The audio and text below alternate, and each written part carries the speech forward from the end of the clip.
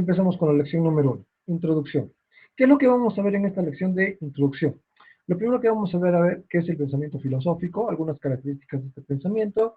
Luego vamos a ver características del pensamiento occidental. Vamos a ver algunas características del pensamiento oriental. Y luego vamos a centrarnos en lo que es el pensamiento ya netamente en griego.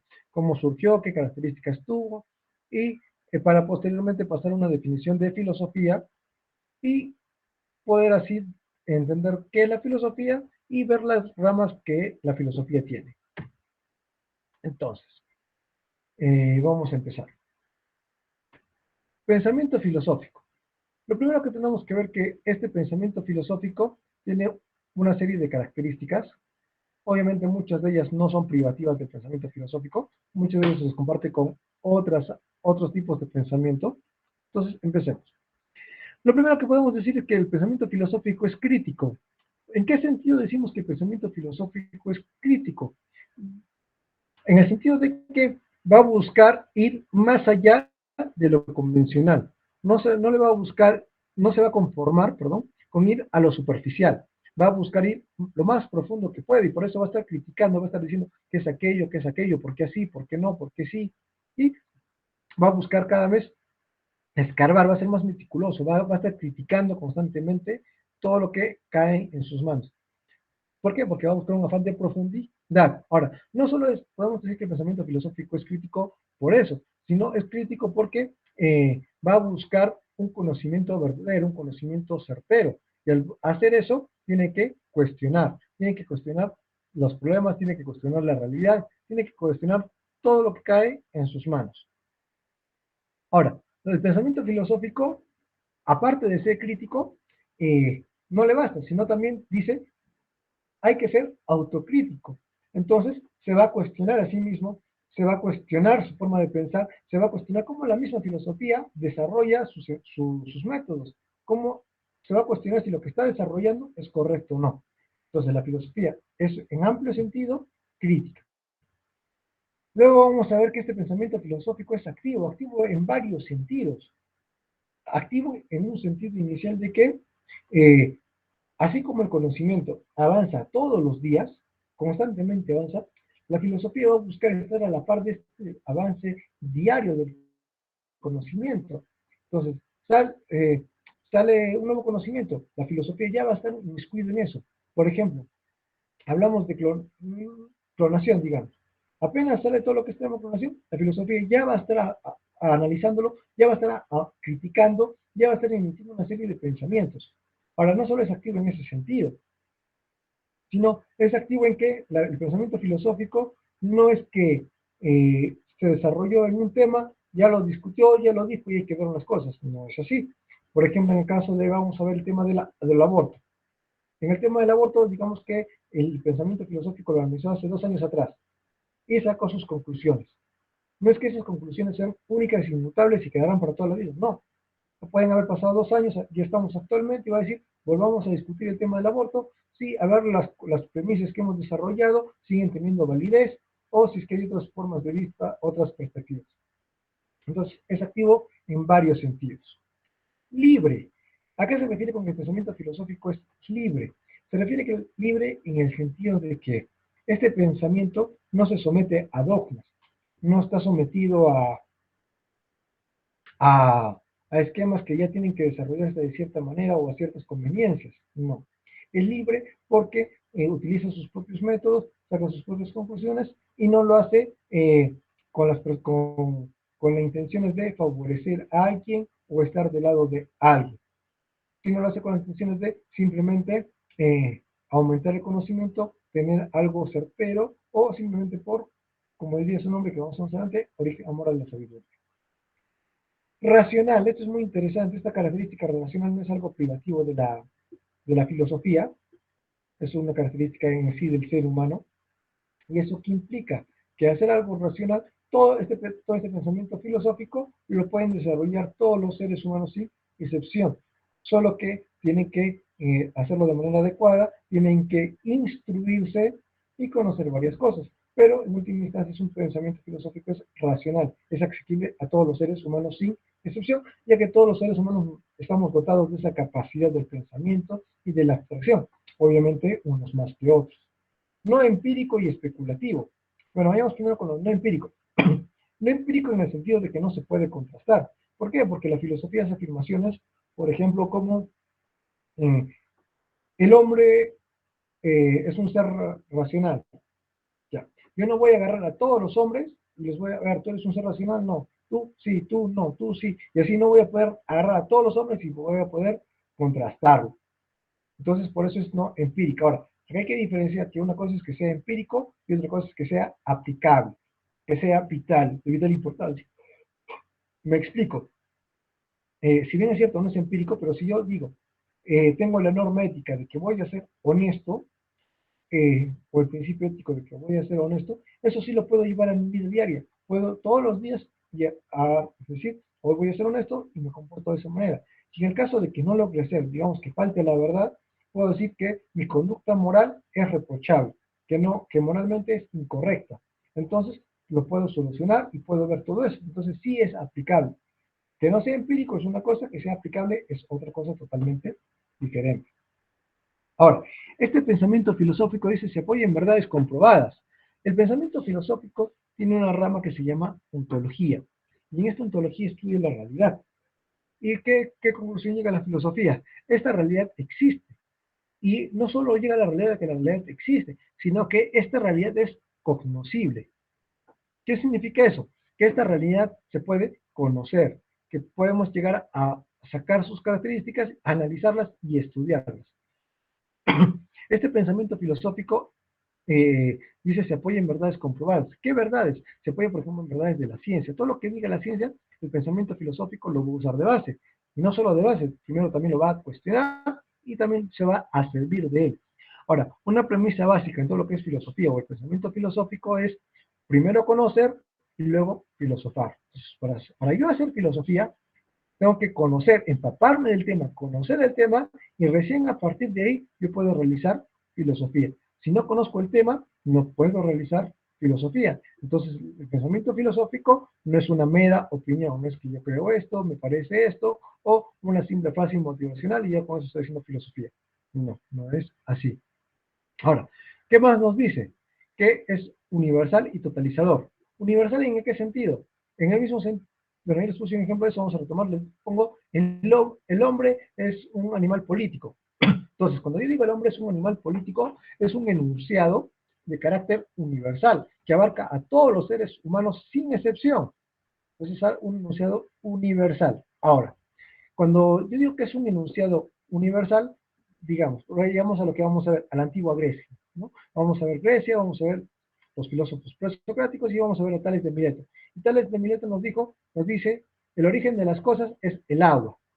Entonces, el origen de las cosas es el agua da origen a todo lo que existe, a todo sin excepción, a los fenómenos, al hombre, a todo. Entonces, es una premisa de carácter universal. Esa es una característica del pensamiento filosófico.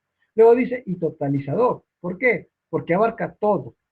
Y eso, cuando dice todo, es literalmente todo. Abarca todo el conocimiento humano. Se inmiscuye en todos los aspectos del conocimiento y los analiza. Se inmiscuye hasta los más mínimos detalles. Como puede abarcar una parte de un conocimiento como qué es el hombre, se puede abarcar a otro extremo que es conceptos más amplios como qué es el cosmos.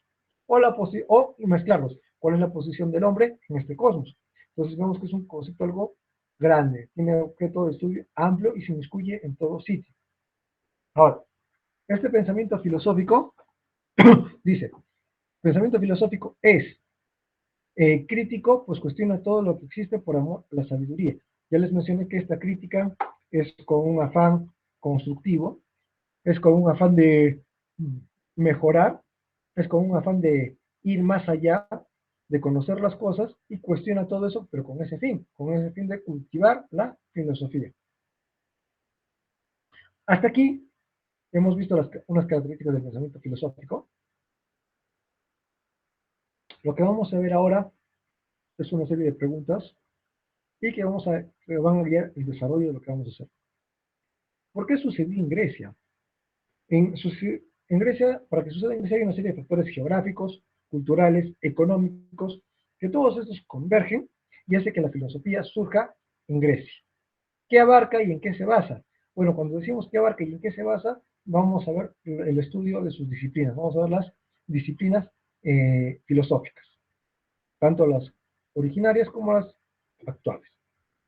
¿Por qué se llama pensamiento filosófico? En base a esto vamos a ver dos cosas. Vamos a ver el origen etimológico de lo que es filosofía y vamos a ver una definición actual de filosofía. Y por último, vamos a ver también lo que son sus aportes. O más que todo, beneficios intelectuales, culturales y todo eso.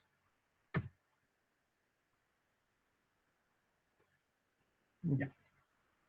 Ahora lo que vemos es un mapa. ¿Un mapa de qué? De la antigua Grecia. Entonces, empecemos. Vemos aquí unos puntitos negros. Por ejemplo, que hay un puntito negro que dice sitio, otro puntito negro que dice Rodas, otro puntito negro que dice Mileto, otro puntito que dice Éfeso, otro puntito Samos, Atenas, Elis, Elea, Estagira. Todos esos puntitos que vemos ahí son ciudades griegas, ¿sí? Cada puntito es una ciudad, ¿ya? Mileto es una ciudad, Éfeso es una ciudad, Pantera es otra ciudad. Todas estas son ciudades griegas. Ahora, estas ciudades griegas, cada ciudad griega en particular, tiene sus propias características, tiene su propio sistema económico, su propio sistema político, sus propias tradiciones, sus propias costumbres. Cada uno es diferente, ¿sí? Cada uno tiene su propio sistema. ¿Y qué sucede entonces? Estas ciudades toman la decisión de agruparse, de juntarse para hacer un bloque compacto. Entonces, ¿qué es la antigua Grecia? Es un conjunto, estaba formado por las ciudades-estado. ¿Qué es la antigua Grecia? Son ciudades-estado. Son ciudades que cada uno tiene su propio sistema, su puesto, y que deciden unirse para estar unidas, ¿no? Para tener un bloque más fuerte. ¿Sí? Son ciudades que han decidido agruparse bajo la denominación de un Estado. Eso que quede claro, es muy importante. Ahora, ¿qué más vemos? Así a simple vista, bueno, hemos visto que hay unas ciudades, hemos visto que Grecia está rodeada o tiene bastante acceso por varios sitios a lo que es mar, tiene acceso no solo al mar, sino que está comunicado con otras zonas vía terrestre. Entonces, Grecia tiene una posición geográfica muy privilegiada. Tiene acceso terrestre o comunicación terrestre con otras culturas y también tiene comunicación o tiene acceso por vía marítima hacia otras partes del mundo. ¿Qué más? Vamos a centrarnos ahora inicialmente en Mileto, ¿sí?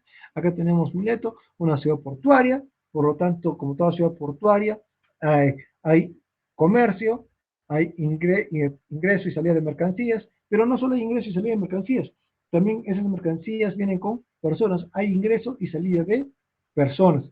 Entonces, los griegos, en este caso en Mileto, va a haber ese intercambio, no solo un intercambio económico, no solo va a haber una riqueza económica, sino también va a haber un intercambio cultural. Van a venir diferentes culturas, van a tener contacto con diferentes culturas y los griegos van a apreciar qué? Van a apreciar un contacto con otras civilizaciones. Van a entender que esas otras civilizaciones tienen una cultura, tienen una forma de apreciar las cosas, tienen una concepción diferente, tienen otros dioses, tienen una forma de percibir diferente el mundo, tienen una concepción del mundo completamente diferente a los griegos. Entonces, eso es muy importante. ¿Por qué? Porque los griegos tienen dos características que les van a permitir desarrollarse inmensamente. La primera es la razón, que la vamos a ver un poquito más adelante.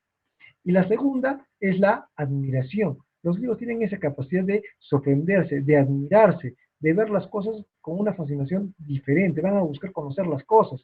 Entonces, la admiración les permite entrar en contacto y no cerrarse al mundo, sino abrir sus puertas y admirar todo lo que pueden ofrecer las otras culturas. Admiran el arte, admiran su conocimiento, todo eso tratan de asumirlo, admiran su conocimiento y tratan de anexarlo. Obviamente, todo esto sin que modifique la estructura base de lo que implica ser un griego. Entonces, van a asumir conocimientos, van a analizar toda la cultura griega, van a asumir, van a estudiar todo lo que vean de otras culturas, ¿sí? Pero manteniendo rígidos entre lo que es la cultura griega. Perdón. Entonces, ¿qué más? Es la admiración lo que les va a permitir ese desarrollo.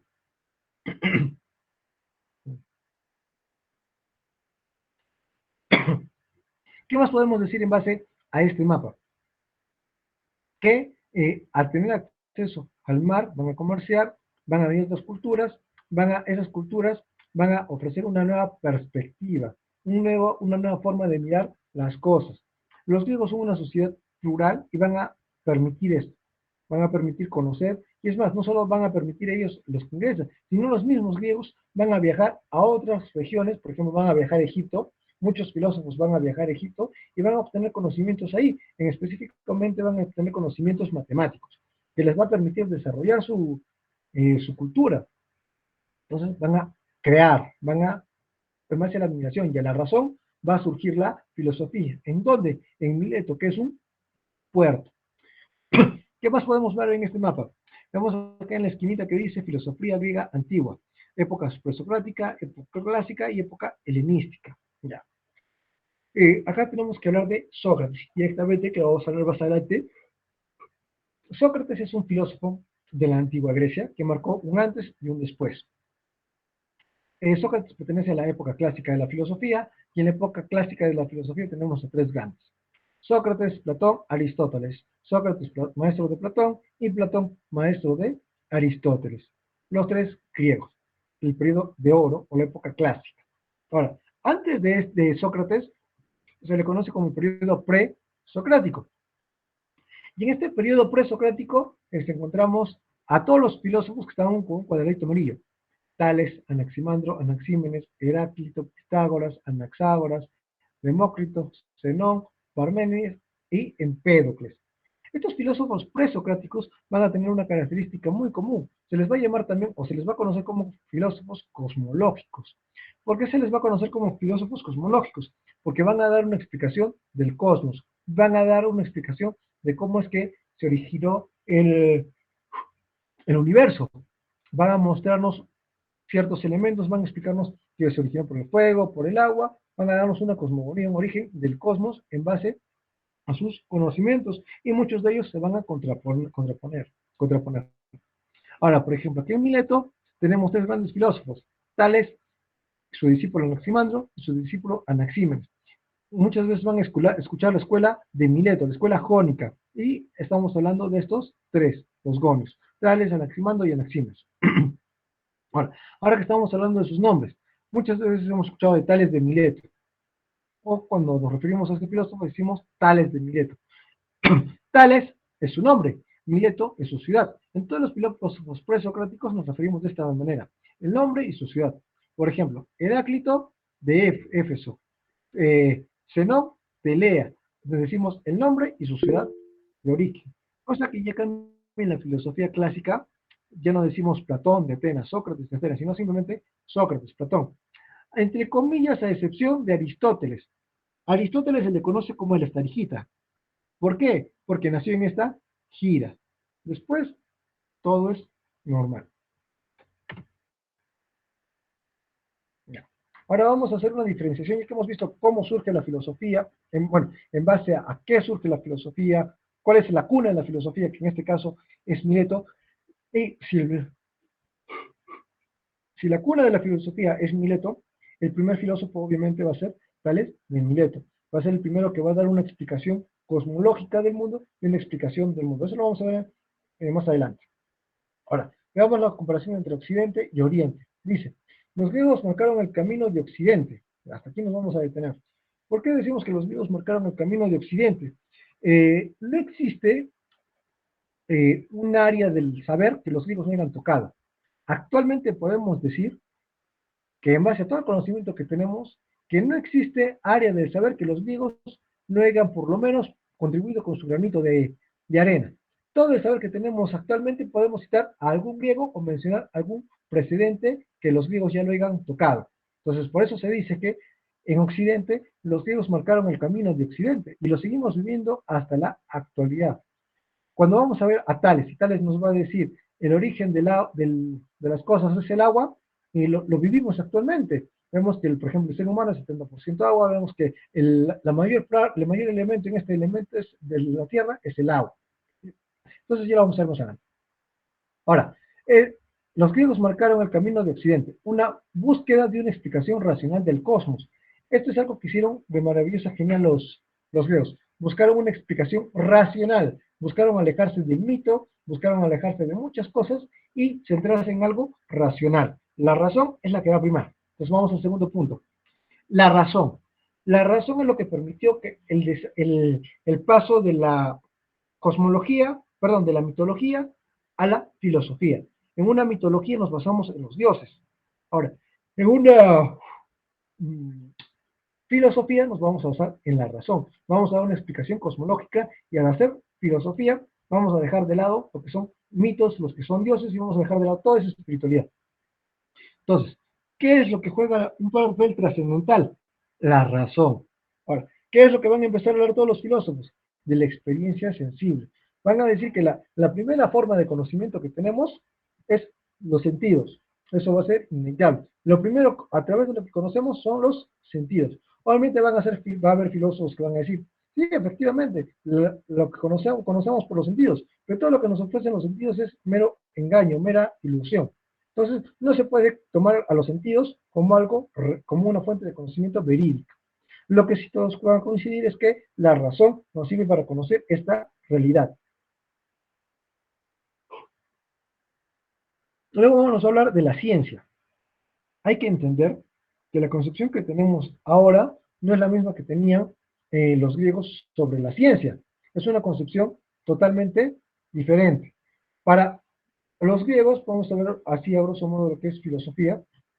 Filosofía es el saber de saberes, la filosofía es el saber por excelencia, ¿sí? Es el conocimiento máximo. Entonces, como la filosofía es el saber de saberes, dentro del saber de saberes va a haber conocimientos más chiquitos. Y uno de esos conocimientos más chiquitos va a ser la ciencia. Entonces, la ciencia va a estar dentro de la filosofía. La ciencia va a formar parte de la filosofía, de ese saber general. ¿Qué es la filosofía? Entonces, ¿o qué era antes la filosofía? Era un saber general, el saber de saberes. Y un espíritu universal que ya lo hemos visto que permitían conocer y todo eso. Y dice, filosofía occidental. Ahora, etimológicamente, filosofía significa amor a la sabiduría, es ese deseo de encontrar, de conocer la sabiduría, de conocer, de adquirir conocimiento. Esto lo vamos a ver un poco más adelante cuando veamos la definición etimológica de filosofía. Ahora, Occidente tiende a la sabiduría como un conocimiento racional argumentado. Esto es muy importante. ¿Por qué? Porque va a buscar demostrar en base a juicios, en base a inferencias, que todo se puede demostrar de una manera racional. Entonces, va a dejar de lado toda explicación mitológica y se va a centrar netamente en la razón. Ahora, esto es muy importante porque va a estar en contraposición a lo que hace Oriente. Oriente también va a dar un privilegio a la razón. Pero si Oriente le da un privilegio también a la razón, ¿por qué no nace en Oriente? Muy simple, porque esta sabiduría en base a la razón en el plano oriental no lo va a desligar de la espiritualidad, lo va a mantener ligado a la religión. Entonces, como va a estar ligado, no va a poder despegar, no va a poder desarrollarse en toda su magnificencia. ¿Por qué? Porque siempre va a estar subordinado o siempre va a estar con dos cadenas que lo van a tener, que va a ser la religión, su espiritualidad, su tradición y todo eso. Entonces no va a estar limitado a desarrollarse solo en ciertos aspectos. Entonces, ¿qué nos dice de Oriente? Los orientales buscaron una comprensión de la naturaleza humana ligada a la religión. Sí buscaron una comprensión, buscaron qué es el hombre, buscaron comprender esta naturaleza, pero la ligaron a la religión, a la espiritualidad y a la tradición, lo cual no le permitió el despegue que sí le permitió Occidente. Oriente extiende la sabiduría y una experiencia personal de salvación. Ya, esa es otra diferencia. Mientras que acá se desliga de todo en Occidente, acá no, acá permanece ligada. Y es más, lo ligan todavía al ser humano y que éste debe vivir esa experiencia de la razón, pero para llegar a una perfección, a una salvación. Y consiste en fundirse con un absoluto. Esto más que todo en la filosofía china, que buscan unirse o fundirse con este todo, con este absoluto que es la naturaleza. Ahora vamos a ver un poco del pensamiento chino. ¿Qué es el pensamiento chino o en qué se basa? Y dentro de este pensamiento chino vamos a ver al gran Confucio. El pensamiento chino. Para entender el pensamiento chino hay que entender primero que este mundo es un todo, un absoluto, un todo que está conectado, un todo que, que está perfectamente, un todo funcional, que todo está que todo encaja perfectamente y que todo funciona y que más ese encaje perfecto que tiene. Y en esa relación perfecta que hay, dentro de él está la naturaleza y el hombre. Y como todo es bien bonito y todo tiene que estar encajado bien bonito, el hombre también tiene que encajar dentro de esta naturaleza. Y el hombre tiene que aprender a encajar dentro de la naturaleza. No tiene otra opción. El hombre tiene que encajar. Entonces, para que el hombre encaje, tiene que vivir en equilibrio con la naturaleza, con el todo, en equilibrio con este absoluto. Y para eso tiene que moldear su temperamento. Tiene que moldear su temperamento y tiene que adecuar su forma de vida. Si bien es cierto su forma de vida ya está moldeada por el yin y por el yang, pero aún así tiene que buscar este equilibrio. ¿Qué es el yin y qué es el yang? Son dos fuerzas que son dos fuerzas que contrarias, pero que al mismo tiempo se complementan. El yin es lo femenino, la sombra, la unidad, el frío, la decadencia, la ignorancia. Eh, el yang es lo masculino, la luz, el calor, la sabiduría, el amor, la nobleza, la paz, el movimiento. Ya. Todo este mundo, todo este equilibrio que vemos en la naturaleza, en la realidad, es un orden. Y este orden está guiado por el Tao. ¿Qué es el Tao? Es esta fuerza, esta fuerza que se encarga de ordenar todo este mundo para que esté en equilibrio. El Tao es un orden, es un camino hacia el equilibrio.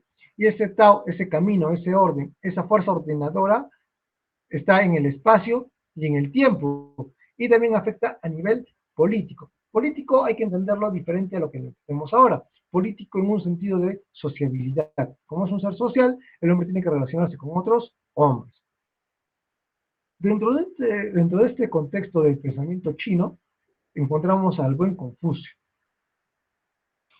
Confucio no es el que inventó la confusión, como algunos dicen por ahí. Confucio es un pensador chino y como pensador chino va a asumir este concepto del Tao.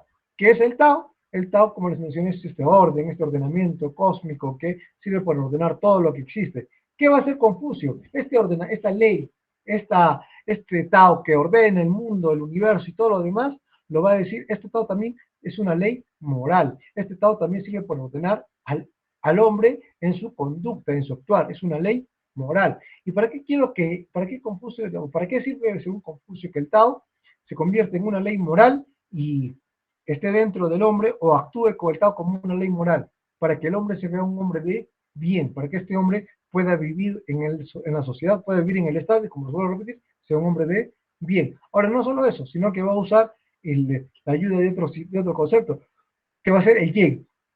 ¿El yin qué es? Es una virtud. Para Confucio es importante que el hombre sea virtuoso. Y el ser virtuoso va a implicar, o el yin, perdón, va a implicar un amor a sí mismo y un amor al prójimo. Y hemos visto que el Tao, este ordenamiento cósmico, tiene también que ordenar al ser humano y lo va a convertir en una ley moral, que para que este hombre pueda vivir sea un hombre de bien, viva en la sociedad y en el Estado. Este Tao, que va a ser una ley moral, le dice al hombre, al hombre tienes que instruirte, tienes que educarte. Es muy importante que te eduques para que llegues a la perfección. Ahora, esta perfección lo haces a través de la instrucción y tienes que tener conocimiento. Este conocimiento no tiene que ser solo a nivel intelectual, sino que este conocimiento también tiene que llegar a lo más profundo de tu ser, tiene que estar inscrito en tus emociones. ¿Sí? ¿Para qué? Para que tu vida personal esté en armonía, para que tu vida personal esté en paz. Confucio también nos va a decir que es importante el equilibrio, obviamente como todo buen pensador chino. Y este equilibrio también tiene que darse a nivel político. Entonces, hay gente que gobierna y hay gente que es gobernada. Si te tocó ser gobernante, acepta tu lugar. Si te tocó ser gobernado, acepta tu lugar. Por lo cual nos va a decir cada cosa tiene que estar en su lugar. En base a la sociedad y el Estado, nos va a decir que el hombre, para vivir en esta sociedad y en este Estado, tiene que ser justo y tiene que vivir tiene que ser un hombre virtuoso. la vida justa y la vida virtuosa lo van a llevar a la perfección y lo van a llevar a una vida adecuada en la sociedad y en el Estado, lo van a llevar a una vida junto con amor al pueblo y una en su vida privada y en su vida pública. Ahora, esta vida, esta virtud y este justo medio no es solo tratado por el pensamiento de los pensadores chinos, sino, por ejemplo, también Aristóteles también desarrolla este pensamiento de el hombre virtuoso y también nos habla de un justo medio. Ahora, paralelo al pensamiento chino, también tenemos que mencionar el budismo, por ejemplo. El budismo. El budismo es una doctrina, un pensamiento que se basa en Buda. ¿Quién fue Buda? Bueno, Buda, su nombre real fue Siddhartha Gautama, fue un príncipe, perdón, fue un príncipe que la mayor parte de su vida la vivía en el palacio y no lo dejaban salir. Era muy resguardado, muy sobreprotegido, pero a pesar de eso lograba escaparse. Ahora, cuando se escapó, tuvo contacto con su pueblo y vio varias cosas. Primero vio a un hombre enfermo y eso le impactó. Bueno, fueron unos cuatro hechos que le impactaron. Al ver al hombre enfermo se impactó y llegó a la conclusión de que ese hombre enfermo iba a morir, por lo tanto todos en algún momento íbamos a morir. También se encontró con un anciano y ahí entendió lo que es también la vida y dijo, yo voy a llegar también a ser un anciano. Entonces comprendió todo eso. Comprendió también la muerte en un entierro. Paralelamente a eso también se conversaba con un monje brahma que este monje le explicaba algunos principios y también veía cómo este monje pedía limosna para ayudar. Ahora, para Buda, y obviamente para el budismo, este mundo es un mundo de sufrimiento, es un mundo de dolor, es un mundo donde cual reencarnamos constantemente en otros seres producto de lo mal que hemos llevado nuestra alma, de lo mal que hemos vivido. Entonces, este mundo está hecho para sufrir. Buda, ¿qué nos va a decir? Sufrimos por el dolor. Este dolor nos causa insatisfacción. Ahora, esta insatisfacción es causada, perdón, el placer también causa insatisfacción. Entonces, eh, como estamos en un mundo con dolor y con placer y que ambos nos causa insatisfacción, tenemos que alejarnos de eso. ¿Y cómo podemos alejarnos de eso? ¿Cómo podemos salir de esa insatisfacción? Con la meditación. Al yo meditar, me alejo tanto del placer como del dolor y mi objetivo meditando es llegar al nirvana. ¿Qué es el nirvana? Es un estado de relajación, es un estado donde no hay placer, no hay dolor y que se llega a través de la meditación. Ahora, ¿de qué me sirve a mí llegar al nirvana? Pues es muy importante.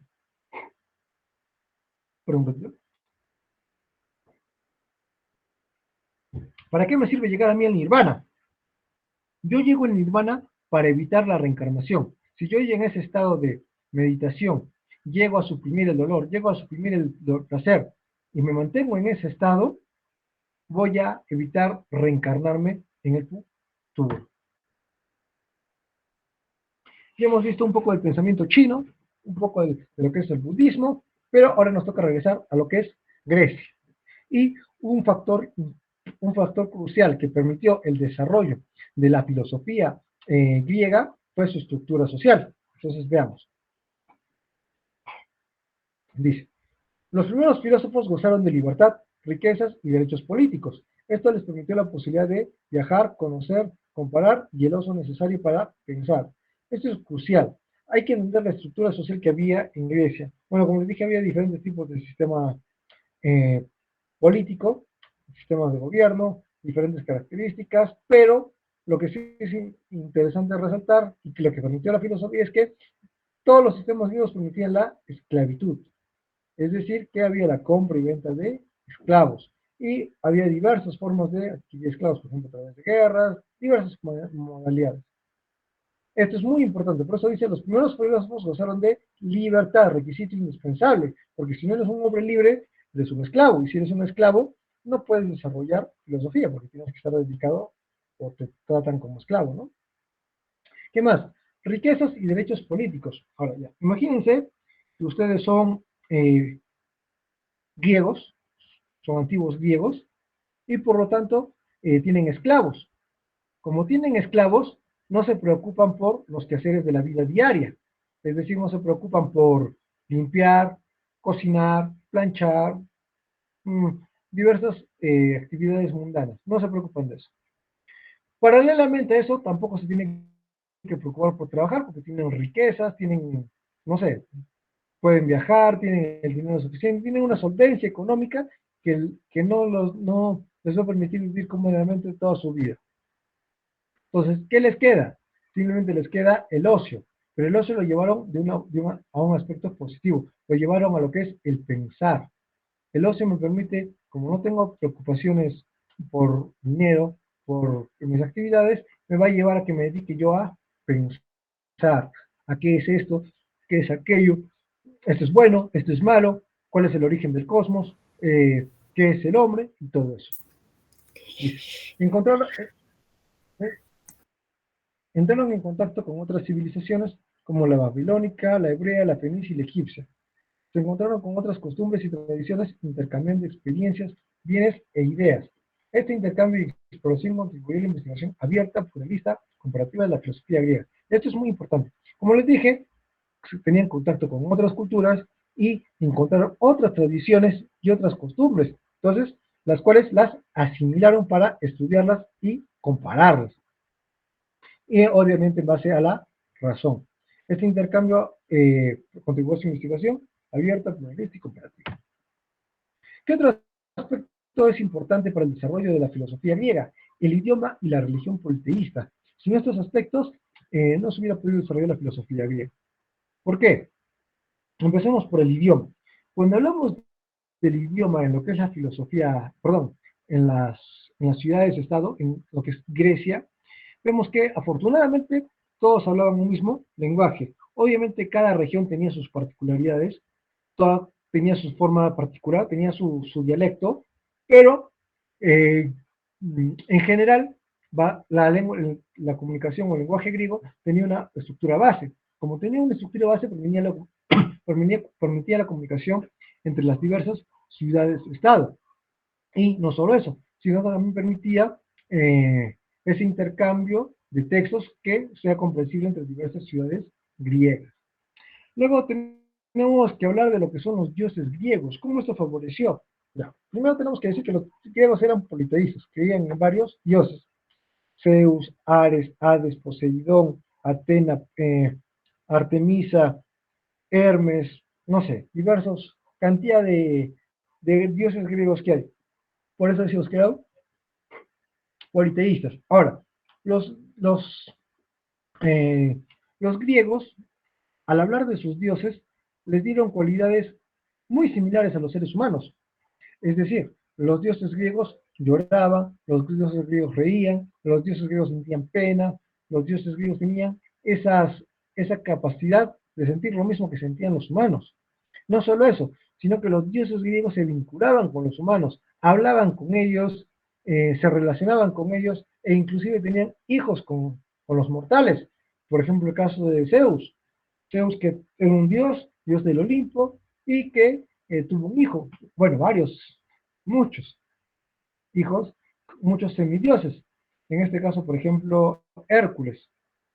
Hércules, un semidios que vivía con todos los seres humanos, vivía en este mundo. Y no solo vivía en este mundo, también tuvo esposa e hijos, los cuales murieron. Posteriormente a la muerte de, bueno, de su familia, también fue obligado básicamente a hacer 12 tareas, ¿no? 12 tareas titánicas, matar la hidra, conseguir la piel del león de Menea, todo eso. Y a pesar de todo eso, de todos los problemas, de todo lo que sucedía, surgía y lo lograba y había esa satisfacción. Entonces vemos un semidios que también sufría, un semidios que tenía penas y que a pesar de eso sobresalía. Una capacidad de dolor y de superar ese dolor impresionante. Entonces, los dioses griegos eran politeístas, sus mitos narran las hazañas de los dioses olímpicos, donde responden a grandes interrogantes sobre el origen y el destino de los humanos. Se vincula la vida y la historia a la voluntad de los dioses. Los griegos, los griegos los griegos no tenían un solo corpus de mitos o canon de textos sagrados donde se prohibía la narración de abiertamente divergente, o hay un sacerdocio estricto y autoritario, por lo tanto, pudo existir un nuevo pensamiento filosófico. Para que algo sea una religión estrictamente, tenemos que decir que las religiones tienen un libro sagrado. En base a ese libro sagrado está registrado sus historias, sus principios, sus normas, y cómo se lleva todo esto. Los griegos no tenían eso, no tenían un libro histórico, perdón, un libro sagrado. Por lo tanto, no podemos decir que era una religión. Como no tenían un libro sagrado, no había un guardián, un sacerdote que velara por el estricto cumplimiento de esas escrituras. Entonces, esto dio cabida a que pueda surgir el pensamiento filosófico de manera gradual y cautelosamente. Otra, otra característica importante que permitió el pensamiento griego fue la sociedad divergente y el diálogo crítico. ¿A qué se refiere con sociedad divergente? Los griegos proponían entre ellos mismos, entre las mismas ciudades, prácticas saludables para su desarrollo. Entonces, hacían prácticas, fomentaban costumbres, fomentaban hábitos que desarrollen las habilidades griegas. Y también, paralelamente a eso, asumían cualquier concepto que les sirva a ellos para desarrollarse. Entonces, tenían una pluralidad impresionante. Ahora, junto con eso, promovían una reflexión crítica, a tomar decisiones, unas discusiones independientes y cosas más.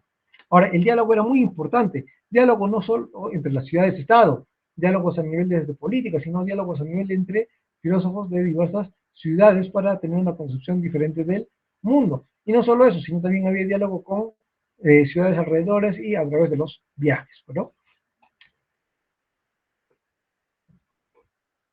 Entonces, por ejemplo, Anaximandro defendió las opiniones cosmológicas de su compatriota Tales, mientras que Anaximandro fue criticado por su alumno Anaxímenes.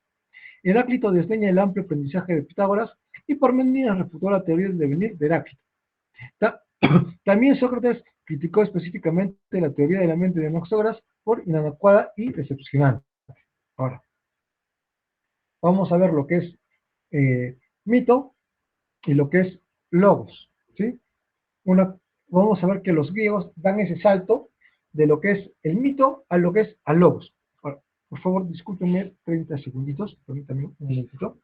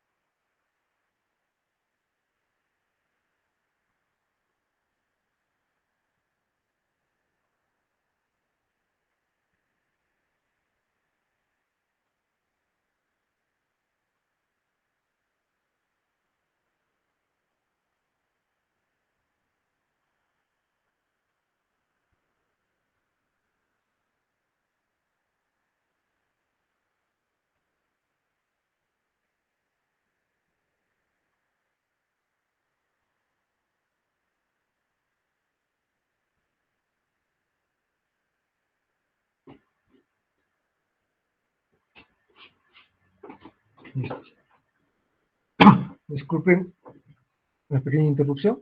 Vamos a hablar ahora de lo que es mito y lo que es el logos. Mito, obviamente, nos referimos a la mitología y logos nos referimos al conocimiento y el uso de la razón. Ahora, cuando nos referimos al mito, vamos a empezar con la primera pregunta. ¿Cuándo se inició? Ya, esto hay que entenderlo que el mito es una actividad narrativa, es decir, que se cuenta, se narra, ¿sí? Y eh, como toda narración, pasa de padres a hijos, es algo hereditario. Los padres lo cuentan a sus hijos a los hijos de sus hijos y así hasta el infinito. Entonces, si es que es así, rastrear a la primera generación que inició este mito es muy difícil. Ahora eso se complica más porque la primera generación lo pudo haber contado de una manera, la segunda lo contó y le agregó más cosas, la tercera así y así y así, y se pudo incrementar. Entonces, conseguir la noción original es un poco difícil. Entonces, ¿qué podemos decir de cuándo se originó? No sabemos la fecha exacta cuándo se originó. ¿Sí? Es muy difícil saber. Ahora, por otra parte tenemos el logos. ¿Qué es el logos? Es una explicación racional de las cosas. Y si estamos hablando de una explicación racional de las cosas, estamos diciendo que ha tenido que ser argumentado, que tenía que ser discutido, tiene que ser criticado, por lo tanto tenía que haber un registro. Entonces estamos hablando de una primera explicación de las cosas en base a discursos. ¿Quiénes fueron los encargados de hacer eso? Los griegos. ¿Cómo se les llamó a los griegos que se encargaron de hacer ese trabajo? Filósofos. ¿Quién fue el primer filósofo que determinó o, o que dio una causa del origen del universo de manera racional? Fue Tales de Mileto. Entonces tenemos una fecha de cuando sí se dio una explicación racional. ¿Qué nos quiere enseñar? Muy simple. El mito, ¿qué es? Ya sea a nivel, digamos, lo podemos entender el mito como el mito de los griegos, el mito o la cultura egipcia, o el mito, la mitología nórdica. Tanto, o le podemos agregar, por así decirlo, la mitología latinoamericana o incaica. Todos tienen un solo patrón, o todos tienen una sola finalidad, que es explicar el origen del universo, explicar el origen del cosmos, explicar el origen del planeta, explicar el origen del ser humano y explicar cómo se desarrolla, cómo se va a desenvolver este ser humano. Eso es, ¿y qué nos quiere enseñar? Eso, que los dioses fueron los que crearon este mundo bajo ciertas circunstancias, bajo ciertos parámetros. Ahora, a diferencia que el Logos ya no nos pretende explicar las cosas a través de los dioses, pretende usar la razón y es una nueva forma de explicar. Entonces, ¿qué nos va a enseñar? Nos va a explicar básicamente lo mismo, la explicación del universo, la explicación del hombre, qué es el hombre, cómo es que este debe desarrollarse, pero lo va a hacer desde una perspectiva totalmente diferente. Ya no vamos a ver a partir de los dioses. Siguiente punto, ¿de qué manera lo hace? ¿De qué manera? Bueno, en el caso del mito, ya lo vimos. El mito nace en base a sus narraciones sagradas, ¿sí? Lo hace mediante explicaciones que son contadas para exponer lo que sucede y así evitar cualquier duda. En cambio, a diferencia del logos o resumen filosófico, es más complicado, porque aquí hemos dicho anteriormente que busca una explicación del cosmos, una explicación racional. Por lo tanto, tiene que hacer ¿qué? Un discurso, tiene que recurrir a la lógica. Y tiene que recurrir, por lo tanto, su principalmente va a ser la razón, la capacidad humana de razón, y lo va a difundir, obviamente, con el lenguaje, lo cual no se va a comprar inicialmente en el logos, ¿no? Pero al final va a terminar ganando lo que es el logos. Características. La primera característica,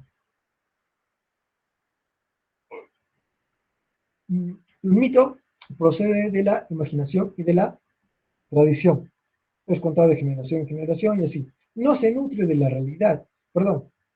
Claro, no se nutre de la realidad. El mito no podemos contrastarlo con los hechos, por lo tanto, no podemos decir que es verdadero o falso. Y eso viene con el siguiente punto. No se puede mostrar ni su verdad ni su falsedad. Ya. Digamos actualmente que hablamos de alienígenas, eh, extraterrestres, como quieran denominarlos. Yo puedo decir que no puedo probar la existencia de los aliens o de los extraterrestres, pero tampoco puedo negar su existencia. Tampoco puedo probar que no existen. Lo mismo sucede con los dioses. No podían probar su existencia, pero tampoco podían probar que no existen. ¿Qué más? Son de carácter regional, no son universales. Ya, acá hay que aclarar. Tenemos mitología nórdica, mitología griega, mitología.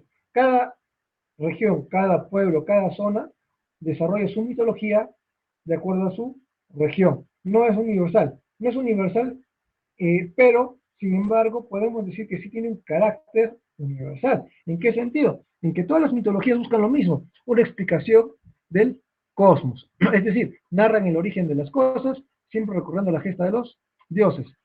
La mitología recurre a la analogía, de estas muchas son antropomórficas.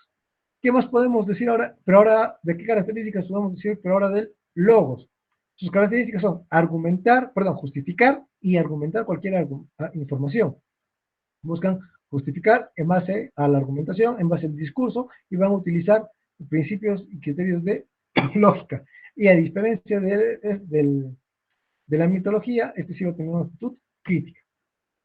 Visto de otra manera o de una manera más compacta, el mito va a estar basado en los dioses.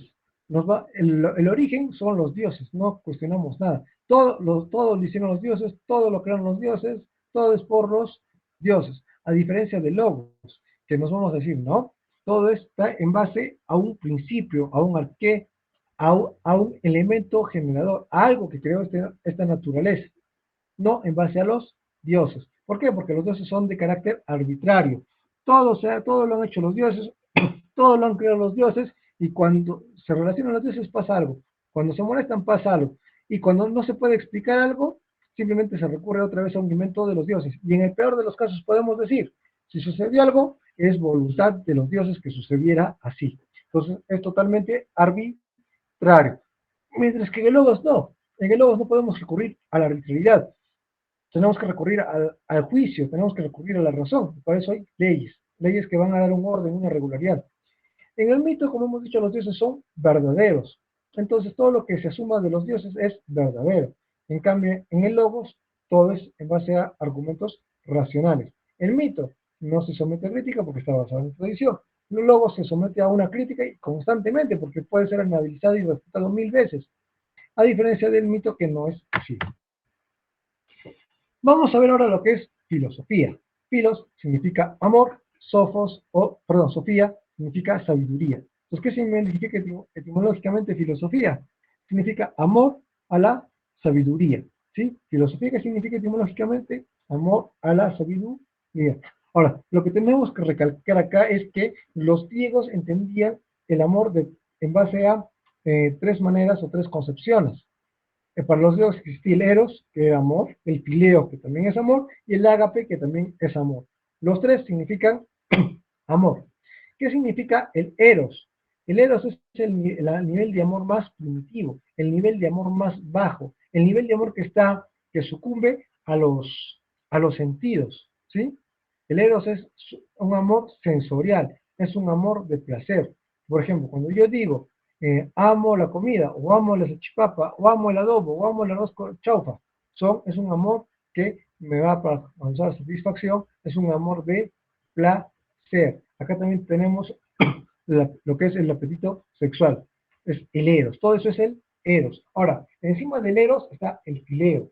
¿Qué es el fileo? El fileo significa amor, al igual que eros también es amor, pero es un amor, un peldaño más, es un amor superior. ¿Por qué es un amor superior? Porque no se basa en el placer, sino se basa en la otra persona, se basa en el amor, en el cultivo de una relación con otra persona. Es el amor que uno siente hacia un padre, hacia una madre, hacia un hermano, hacia un amigo. Es un amor ya más digno, más puro. Y encima de este está el ágape. El ágape es el amor sublime, es el amor por excelencia, es un amor ideal, es la cúspide del amor, es un amor idealizado.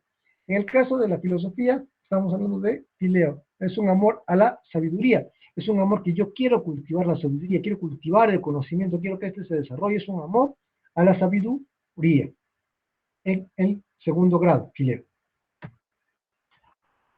Ahora vamos a ver una definición de filosofía. Vamos a ver qué es la filosofía. Primero vamos a leer qué es la filosofía y luego vamos a dar un concepto de esta. La filosofía es un tipo de pensamiento principalmente racional y metódico que tiene características de universalidad, profundidad, totalidad, criticidad y vitalidad. Esta filosofía, como hemos dicho, vamos a ver desglosarlo. La filosofía es un tipo de pensamiento, así como existen diversidad de tipos de pensamientos. Ahora, esto es importante porque, como les dije, hacer un pensar está guiado en la razón. Y como está guiado en la razón, es aceptar, no, como está guiado en la razón, todos los seres humanos lo podemos desarrollar tranquilamente. ¿Sí? Es algo que todos los seres humanos pueden desarrollar con la debida instrucción, la debida preparación y que tiene ciertas características, ¿no? Ahora, vayamos, dice, principalmente racional. ¿Por qué dice principalmente racional? ¿Por qué no dice enteramente racional o simplemente un pensamiento racional? Porque hay métodos en filosofía que aluden a un carácter irracional. Entonces, basta que haya uno, ya no podemos decir que es enteramente racional, sino que en base a esos métodos vamos a decir que es principalmente racional. ¿Y qué? Metódico. ¿Por qué decimos que es metódico? Porque tiene métodos. Tiene métodos como la mayéutica, la navaja de Ockham, la hermenéutica, diversos métodos que utiliza para llegar a este conocimiento o esta esencia de las verdades. Ahora, no solo voy a usar ese método, puedo usar cualquier método que le vea pertinente. Puedo usar el método científico, puedo usar el análisis, puedo usar un montón de métodos. ¿Qué tiene características de universalidad? Ya, universalidad y la mención de que la filosofía da enunciados de carácter universal, que abarcan la totalidad de las cosas. Al decir, el ser humano es un animal político. Entonces me refiero a todos. Lanza enunciados de carácter universal, que abarcan la totalidad. Profundidad. La, la profundidad implica que hay que ir más allá de las capas superficiales, hay que ir a lo más hondo, hay que ir a la esencia, a lo profundo de los contenidos, al profundo de lo que queremos saber. Entonces, al hablar de profundidad, la filosofía va a hacer cuestiones, va a ir a cuestiones, va a usar la crítica, va a preguntar, y eso va a servir para llegar a la profundidad. Entonces, ¿para que la crítica en qué sentido? Que va a buscar un conocimiento, y la crítica le va a ayudar a llegar a la profundidad. Esa crítica, como les dije, con el fin de aumentar el conocimiento.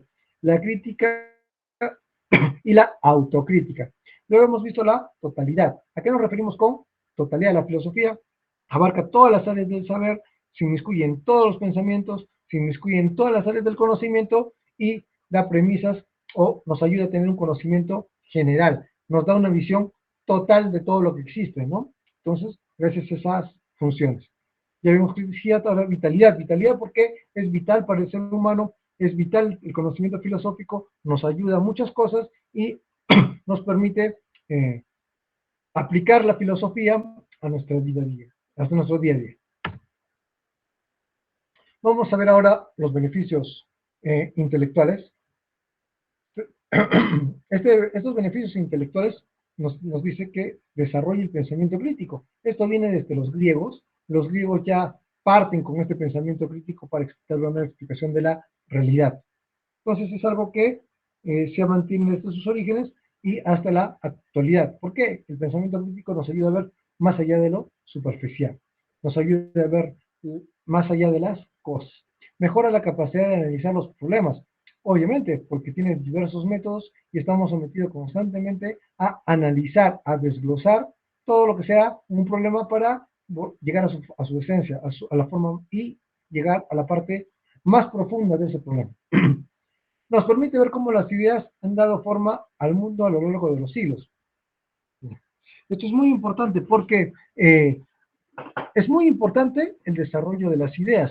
Es más, este mundo podemos decir que se mueve en base a ideas. Me explico. Cuando una persona X tiene una determinada idea, esto con el tiempo puede llegar a desarrollarse y puede ser asumida por un pueblo, una cultura, un país o diversas formas. Entonces, al ser de esta manera, esa cultura, esa gente, esa población va a querer que eso se haga realidad y que se lleve a la praxis. Entonces, eso va a generar un movimiento. Entonces, es por eso muy importante estudiar las ideas. Beneficios sociales.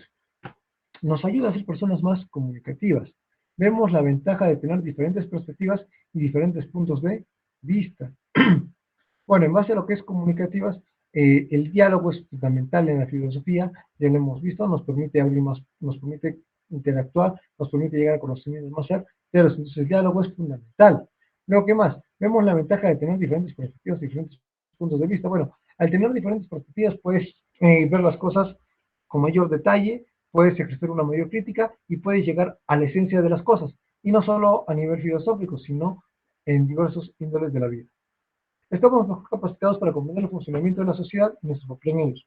Obviamente la filosofía nos va a decir nos va a dar una visión cosmológica, nos va a decir qué es el hombre y nos va a ubicar allá. La posición del hombre en el mundo, en el cosmos, y se desarrolla de esta manera. Entonces obviamente nos va a dar una capacidad de comprender mejor el funcionamiento del mundo y de la sociedad. Beneficios personales. También tenemos beneficios personales como por ejemplo la filosofía puede limpiar el alma de la negatividad dando sentido a todo lo que parece no tener sentido. La filosofía nos enseña la crítica, la autocrítica, nos enseña a llegar a lo más profundo de los problemas, nos enseña también que el conocimiento es importante. Entonces, si mezclamos estas dos cosas, podemos llegar a entender más que todo cómo guiarnos. Entonces, yo puedo decidir en base a todo esto que la mejor forma de guiarme es en base a, digamos lo que decía Aristóteles, el justo medio. Una vida que no llegue ni demasiado bueno, ni demasiado malo, ni excesos, ni defectos. Entonces, una vida media. Entonces, si yo vivo en una vida media, voy a ser feliz y voy a tener una vida digna. O puedo ir por otro lado. Puedo decir que todo en este mundo es inmutable, nada cambia, nada, todo va a ser igual, lo único que me queda es resistir. Entonces, como me queda resistir, voy a hacerlo de una manera estoica. Y así puedo dar diferentes formas de cómo puedo limpiar mi alma o qué sentido le puedo dar a mi vida. ¿Qué más?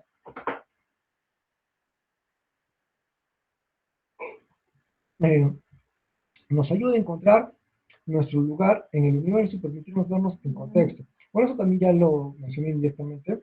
La filosofía tiene diversas ramas y nos va a decir qué es el hombre, a dónde pertenece, qué posición tiene en el cosmos y nos va a permitirnos vernos ya no como una entidad aislada, sino también nos va a permitir vernos como una entidad dentro del cosmos y como una totalidad.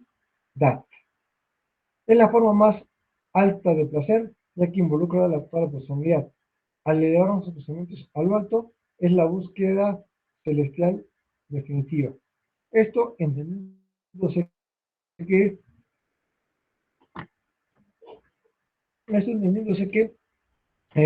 tengamos claro que el placer intelectual es uno de los placeres más sublimes que hay. Ahora, ¿qué vamos a hacer?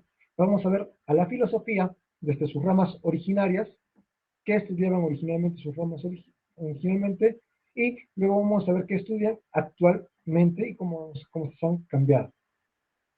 Entonces, primero, filosofía. ¿Dónde surge la filosofía? En la Grecia antigua, en las ciudades-estado. Para ser más específicamente, ¿dónde? En Mileto. Esta filosofía, ¿qué significa etimológicamente? Filia, amor, afecto, sofía o sofos, sabiduría. En las ramas antiguas vamos a tener la metafísica, la ontología, la lógica, la ética, la estética y la epistemología. Todas estas ramas surgen en la filosofía básicamente para cuestionar, para preguntar. ¿Para qué van a surgir? Para la vocación de preguntar. ¿Qué van a preguntar? ¿Cuál es el origen del universo? ¿Cómo surgió el ser humano? ¿Qué es lo bueno y lo malo? Para eso van a surgir estas disciplinas filosóficas. ¿Sí? Entonces empecemos con metafísica. En el caso de la metafísica tenemos que empezar diciendo que la metafísica significa etimológicamente al costado de o más allá de la física. Y esto va a tener sentido cuando les expliques. Aristóteles, llamado el enciclopedista, tenía varios tomos, ¿no? Varios tratados.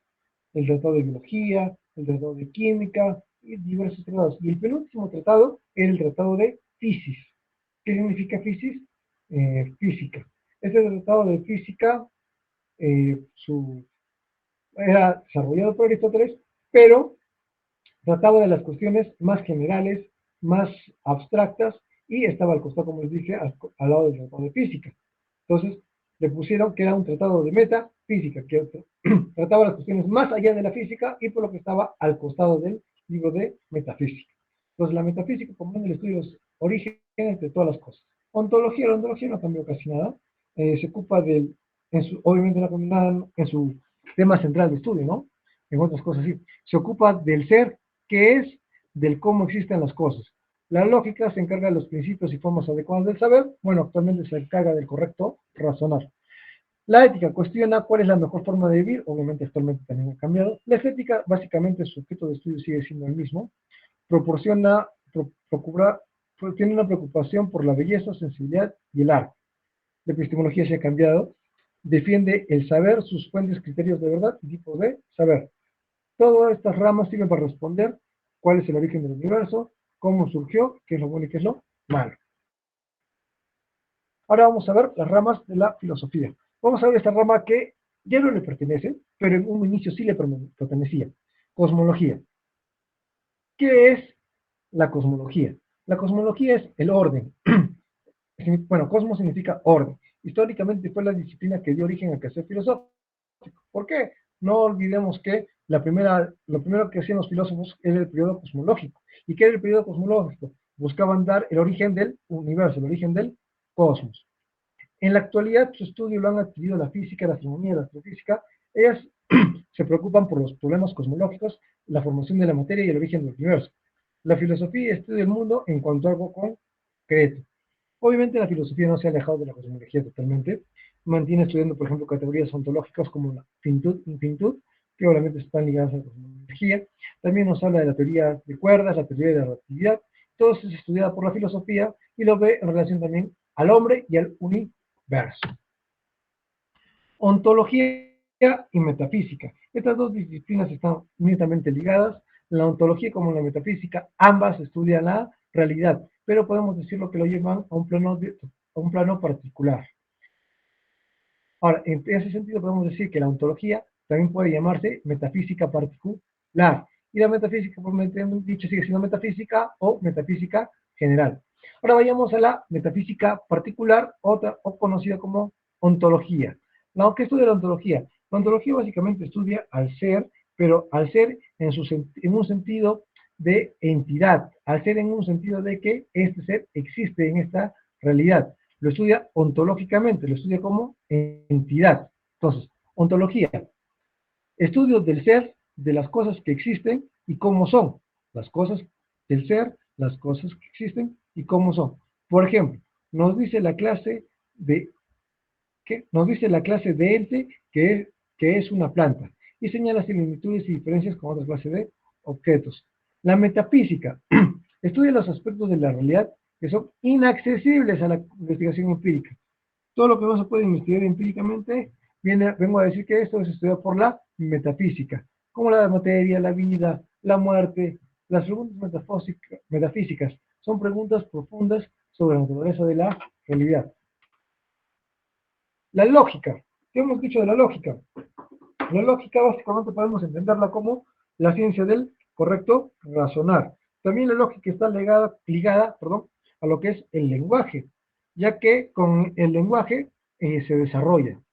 Ahora, la lógica también está vinculada con lo que es verdad y falsedad. ¿Verdad y falsedad de qué? De unas teorías, y para eso va a recurrir a diversos métodos abstractos.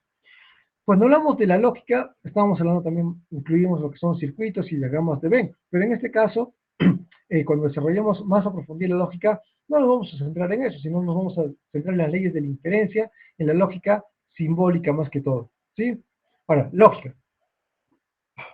La lógica es una disciplina que reflexiona acerca de los principios o reglas fundamentales del correcto razonar.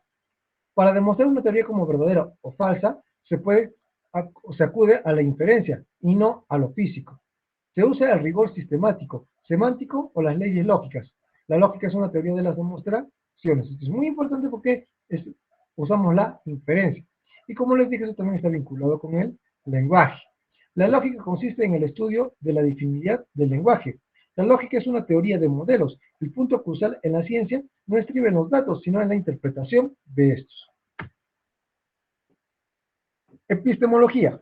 La epistemología es una rama de la filosofía muy interesante que se encarga de estudiar la ciencia. ¿Pero qué estudia la ciencia? Todo. ¿A qué me refiero con todo? Estudia qué es la ciencia, a qué se dedica la ciencia, cuál es su forma de investigación, cuál es su producto, absolutamente todo, incluyendo de dónde vino, cuáles son sus orígenes. Por ejemplo, podemos mencionar la alquimia. ¿Qué buscaba la alquimia? La alquimia se dedicaba más que todo a transformar elementos, buscaba la piedra filosofal y también buscaba transformar los elementos en oro. ¿Sí? Ahora, para eso, ¿qué hacía? Estudiaba los elementos, ¿no? Había una investigación de qué está el elemento, qué está el elemento, estudiaba las reacciones que se daban entre esos elementos, al agregar o quitar ciertas sustancias, qué pasaba. Entonces, vemos que ya se da un origen de una ciencia. ¿De qué ciencia estamos hablando? De la química. Entonces, la química es una ciencia y su antecesor, una protociencia, un inicio de esta ciencia fue la alquimia. Tenemos la alquimia como protociencia y luego que tenemos la química como ciencia. Utilidad de la epistemología. La epistemología sirve para dilucidar y sistematizar conceptos filosóficos, semánticos, nociológicos y ontológicos. Y hemos visto que son ontológicos. En la siguiente diapositiva vamos a ver lo que son los conceptos nociológicos. Ahora, de planes, métodos o resultados de investigaciones científicas de actualidad. También nos sirve para dilucidar y sistematizar conceptos filosóficos que se emplean en diversas ciencias, tales como objeto físico, sistema químico, sistema social, tiempo, causalidad, azar, prueba, confirmación y explicación. Entonces, cuando hablamos de la epistemología, también está en relación con la ontología y la metafísica, y va a tratar conceptos como tiempo, causalidad, finitud, infinitud, causalidad, azar, y todos estos conceptos que van a usarse en la ciencia y en otras áreas del saber científico. También nos ayuda a resolver problemas científico-filosóficos y a reconstruir teorías de manera axiomática. Ahora vamos a ver lo que es axiología y deontología. La deontología se basa en la axiología. Ahora, ¿qué es la axiología? La axiología es la teoría del valor, estudia los valores. Dentro de esta axiología, uno de los más representantes tenemos a Max Scheler. ¿Qué nos dice? Axiología, también conocida como filosofía de valores, proviene de los vocablos axios, valor, y logos, estudio o tratado.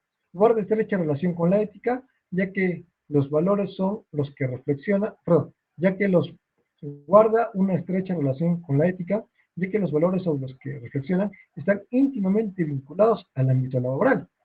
Se encarga del estudio de su forma, significado y fundamento de los juicios valorativos y de los modos como puede decidirse las discusiones valorativas, vale decir, de los modos como pueden establecerse que un punto de vista está racionalmente fundamentado o no. Básicamente es la axiología. Ahora pasemos a la deontología. En este caso, primero les voy a leer qué es la deontología y luego se los voy a explicar. Deontología, término acuñado por el filósofo inglés Jeremy Bentham a partir de las palabras griegas deontos, que significa deber, y logos, tratado.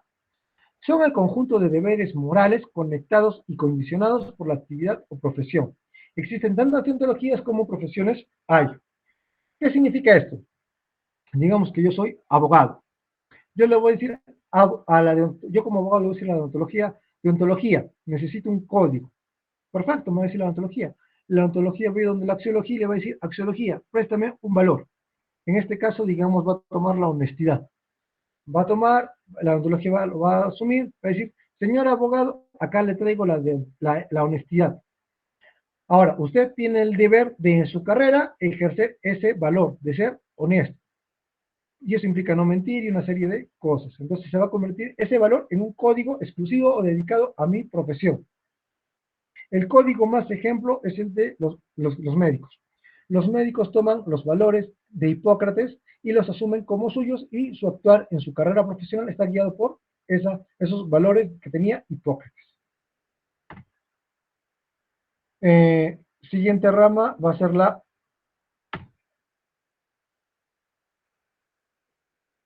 vamos a ver, bueno, va a ser la antropología. La antropología filosófica, vamos a ver.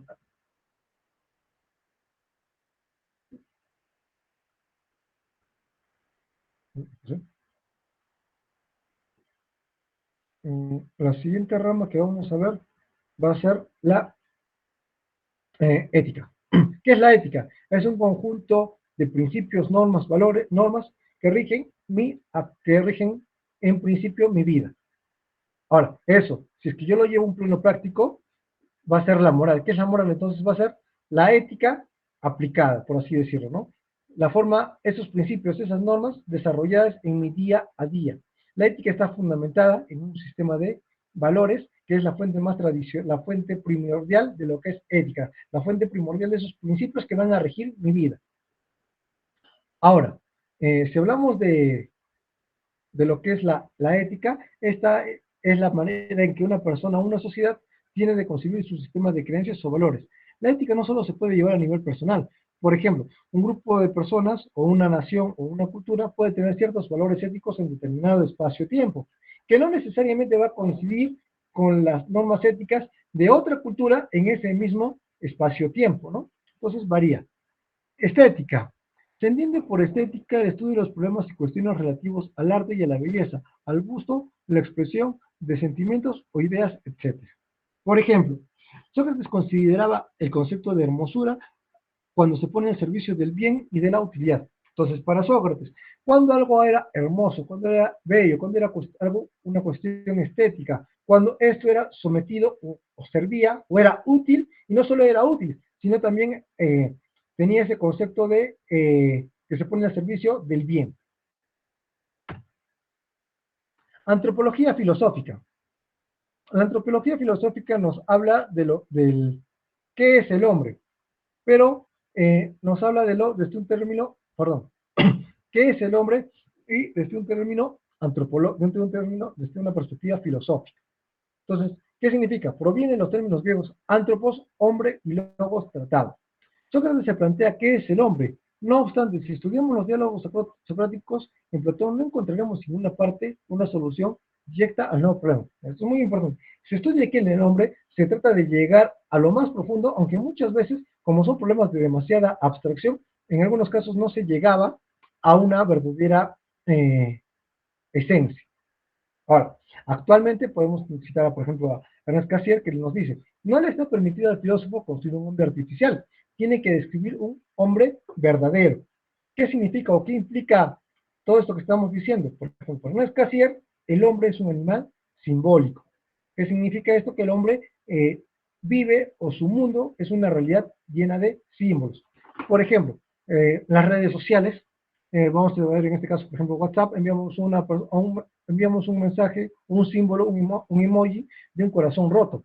La otra persona que recibe ese emoji no va a ver, es un semicirculito, un medio raro que tiene unas rayitas en zigzag. No.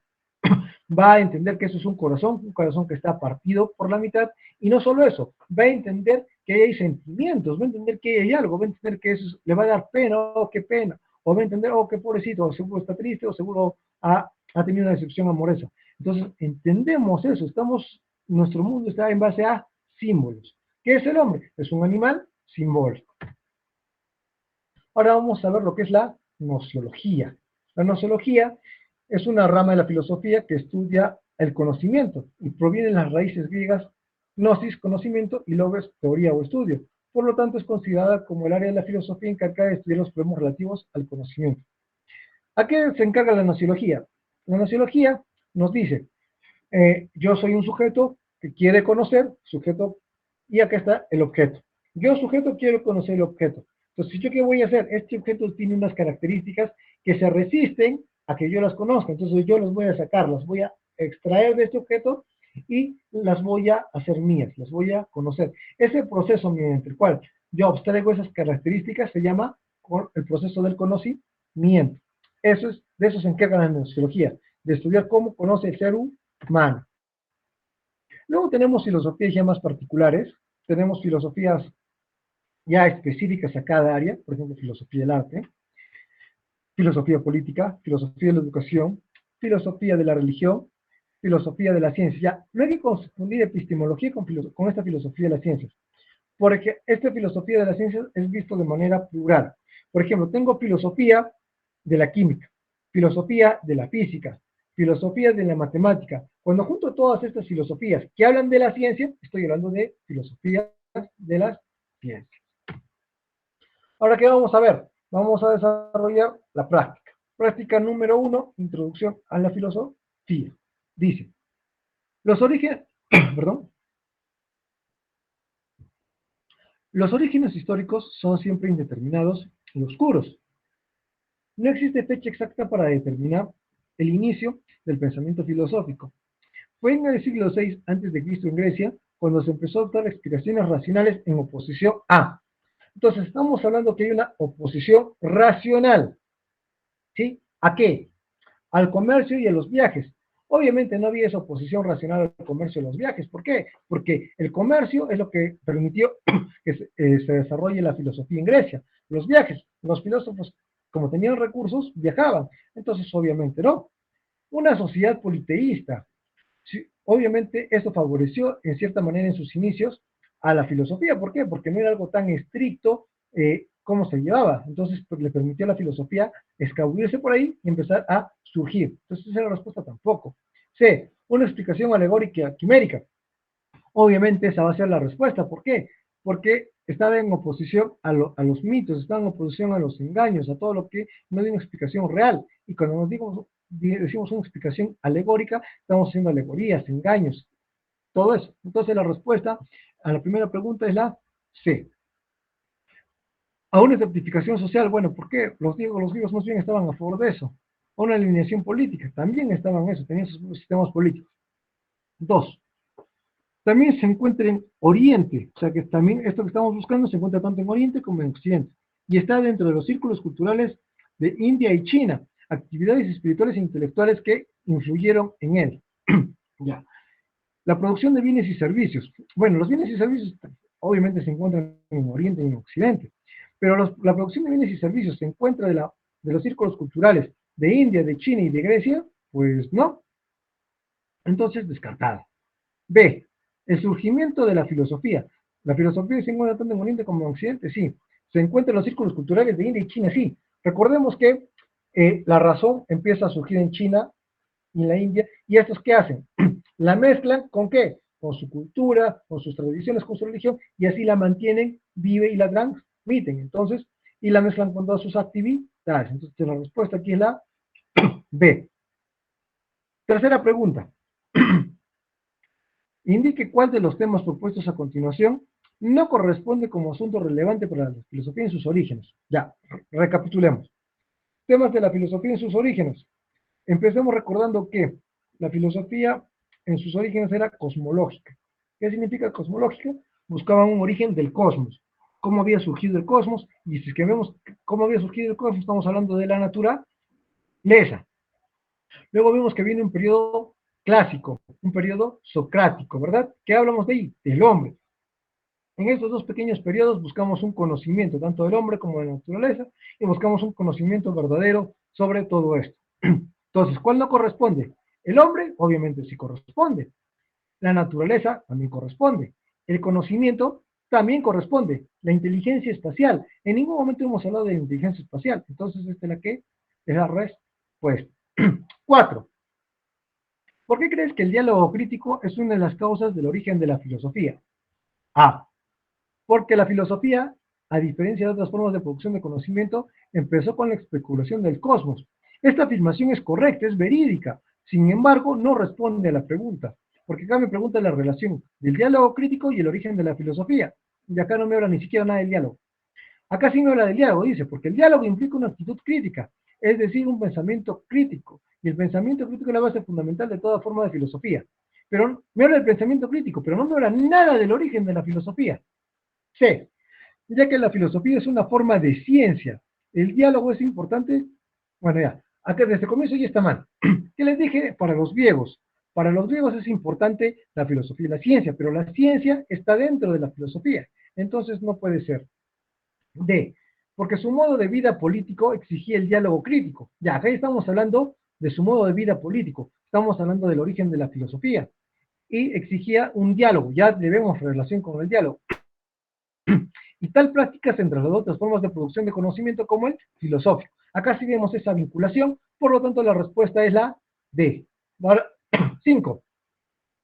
¿Cuál de los siguientes enunciados consideras un factor que originó la práctica filosófica en la antigua Grecia? Ya. La primera, trabajar de sol a sol. Eso es completamente incorrecto. Los griegos eran ricos, el sistema de esclavos no trabajaban de sol a sol. Tener acceso a todos los discursos míticos. Los griegos más bien estaban en contra de discursos míticos, así es que descartada. C. Participar del gobierno y del gasto público. Si bien es cierto, sí, los griegos hablan de la forma de gobierno, pero para el surgimiento de la filosofía no tiene nada en absoluto que ver el gasto público. Haber participado en guerras y batallas, ya. Si bien haber participado en guerras y batallas te daba un estatus, pero contra los persas y espartanos, pero no tiene nada que ver con qué, con algo que ayude al desarrollo, a las prácticas filosóficas de la antigua Grecia. Resolver sus problemas económicos para viajar y conocer el mundo. Esto sí, esto es muy importante y esta es la respuesta. Porque si tenías resueltos o podías resolver los problemas económicos para viajar y conocer el mundo, podías dedicarte al ocio. Y si te dedicabas al ocio, podías dedicarte ¿a qué? A la filosofía. Lamentablemente el tiempo nos ha ganado. Eh, por esta ocasión concluimos la lección del monitor, señores alumnos.